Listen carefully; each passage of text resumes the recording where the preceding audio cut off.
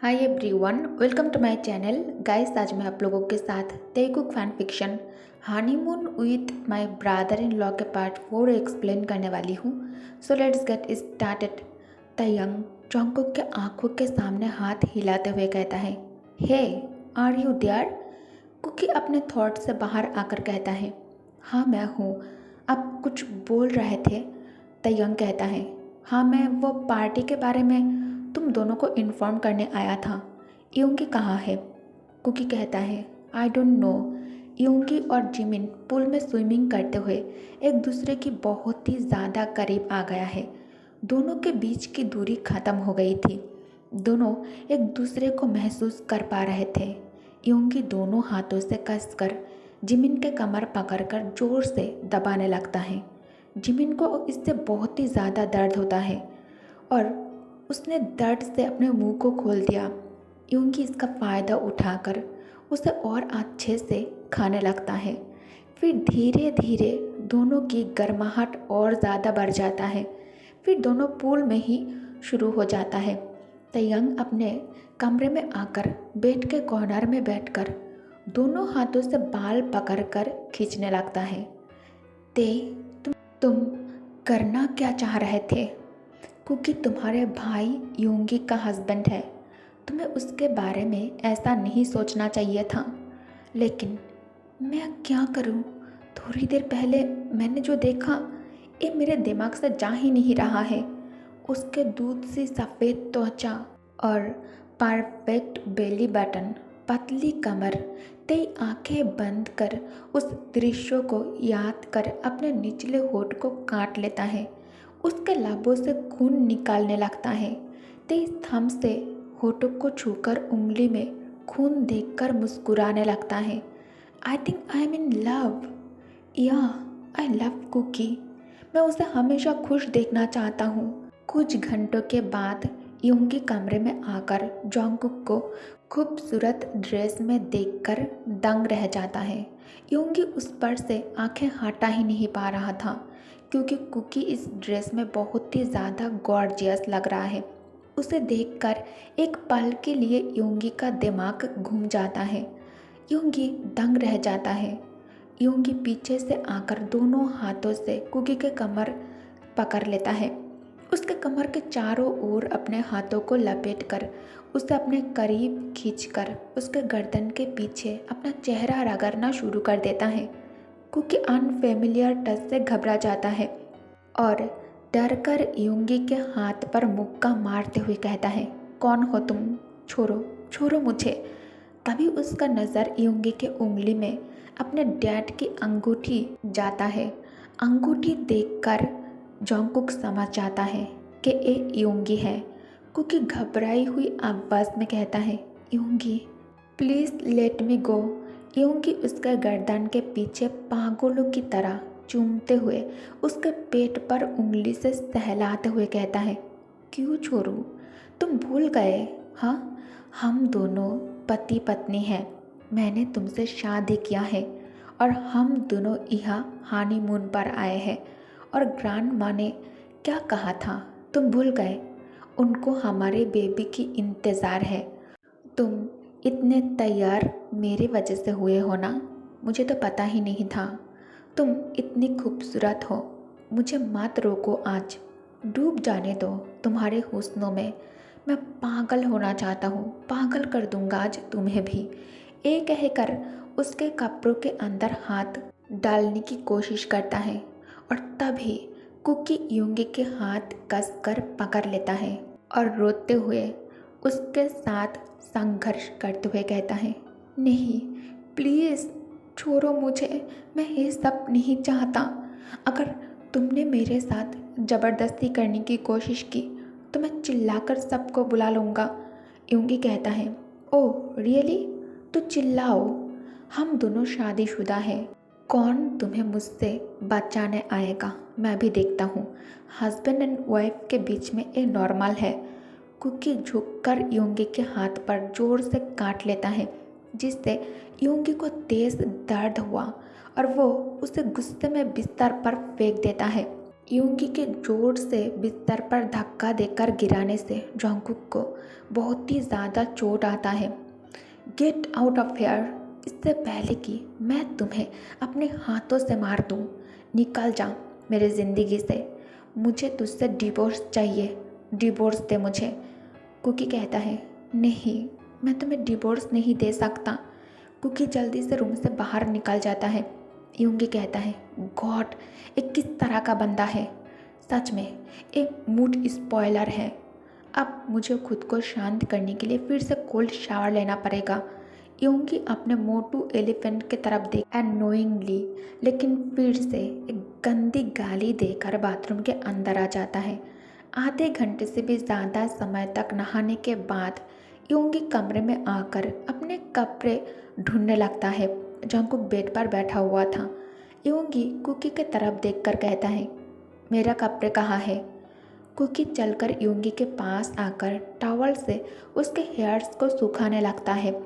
Cookie कहता है, cloth cupboard में है, मैं अभी निकाल कर दे रहा हूँ तुम्हें। यूंगी कहता है, मैं तुम्हारे लिए अच्छा नहीं हूँ और मैं किसी और से प्यार करता हूँ, फिर भी तुम मुझे डिवोर्स क्यों नहीं देना चाहते हो? कुकी कहता है, क्योंकि मेरे पास जाने की कोई जगह नहीं है। ये कहकर कुकी यूंगी को उसका कपड़े निकाल कर दे दिया। कुकी कमरे से बाहर जाने से पहले यूंगी की तरफ देखकर कहता है, होटल में पार्टी है, मैनेजर सबको इनवाइट किया है। ये कहकर जॉन्गकुक कमरे से बाहर चला जाता है। सब पार्टी इंजॉय कर रहे थे। कुकी देखता है तयंग अकेला बैठकर ड्रिंक कर रहा है, मतलब जूस पीते हुए कॉन्सर्ट इंजॉय कर रहा है। फिर उसने देखा कि यूनजुन अपने हस्बैंड सुबिन के साथ बिजी है और उसके पास बात करने के लिए इस वक्त कोई नहीं है। तो कुकी चलकर तयंग के टेबल के पास आकर कहता है, क्या मैं यहाँ बैठ सकता हूँ? तयंग कहता है, या ऑफ कोर्स। तुम अकेला क्यों हो? यूंगी कहाँ है? यूंगी नहीं आया? जॉन्गकुक कहता है, वो यहाँ अपने दोस्त को लेकर आया है और उसी के साथ एंजॉय कर रहा है। तयंग कहता है, तुम बैठो, मैं ज़रा वॉशरूम होकर आता हूँ। कुकी कहता है, हाँ ठीक है। तयंग वॉशरूम जाने के लिए उठ जाता है, लेकिन उसने अपना फ़ोन टेबल पर ही छोड़ दिया। कुकी बैठकर जूस पी रहा था, तभी टेबल पर रखे मोबाइल स्क्रीन लाइटन अप होते देखकर कुकी फ़ोन हाथ में उठा लेता है और मन ही मन सोचता है, अरे उसने तो अपना फ़ोन यहाँ छोड़ दिया है।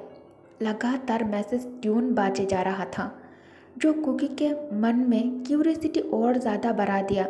पहले तो उसने सोचा बिना परमिशन के उसे ये नहीं करना चाहिए, ये बैड मैनर्स होता है, लेकिन बार बार मैसेज आ रहा था जो लॉक स्क्रीन के ऊपर से ही शो हो रहा है। क्योंकि स्क्रीन के ऊपर वाइन नाम देखकर मैसेज रीड करना शुरू कर देता है। Hey baby, I can't stop thinking about you, you really need to come my place soon, I am waiting for you baby. Each and every word Kookie के दिल की मिलियन टुकड़े कर देता है। उसे इस वक्त ऐसा महसूस हो रहा था जैसे किसी ने चाकू से कई बार उसके दिल पर वार किया हो और उसके दिल से इस बार के कारण जख्मी होकर खून निकल रहा हो। जॉन्गकुक के दिल में आग जल रहा था। जॉन्गकुक वेटर को बुलाकर ट्रे से हार्ड ड्रिंक उठा लेता है। वेटर कहता है, सर आप इसे नहीं पी सकते, ये जूस नहीं है। जॉन्गकुक कहता है, आई नो, मुझे अभी हार्ड ड्रिंक ही पीना है, नाउ यू कैन गो। जॉन्गकुक ये नहीं जानता इस ड्रिंक के अंदर और भी बहुत सारे नशीली दवा मिक्स्ड हैं। जॉन्गकुक एक ही बार में पूरा ग्लास ख़त्म कर देता है। तभी उसके पास तयंग आ जाता है।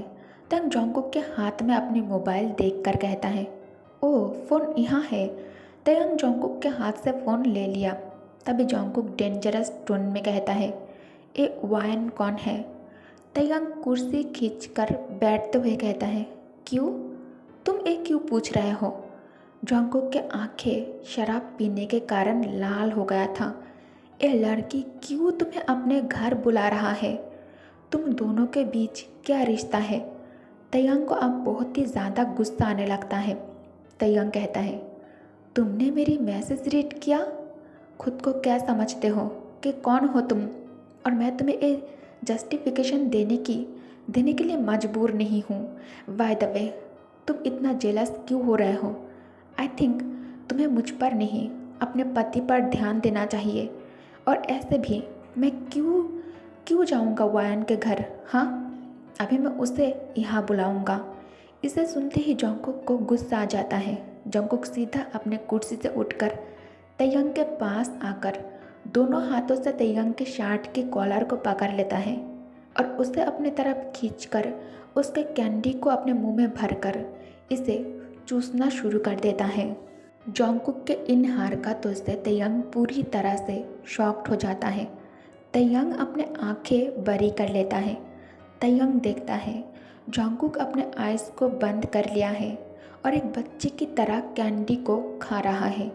तंग जंगकुक को खुद से अलग कर उसके कंधों को हिलाते हुए कहता है, आर यू मैड और व्हाट? हाँ, क्या कर रहे हो तुम मेरे भाई के हस्बैंड हो।